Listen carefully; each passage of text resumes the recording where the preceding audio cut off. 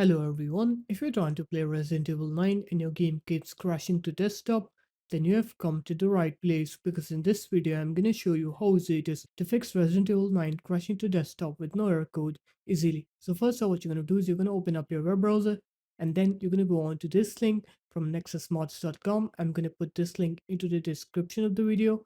Now what you're gonna do is you're gonna download this mod.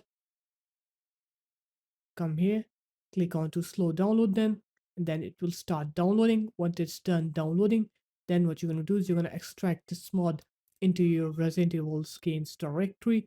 So once you're done with the extraction process, now you're going to open up your games platform and you're going to try to play Resident Evil 9, and you'll see that your game will not crash to desktop anymore. It will start working now. So this guys, that's how easy it was. If you guys found this video helpful, make sure to leave a like, comment, and subscribe to the channel, and I'll see you in my next video. Peace.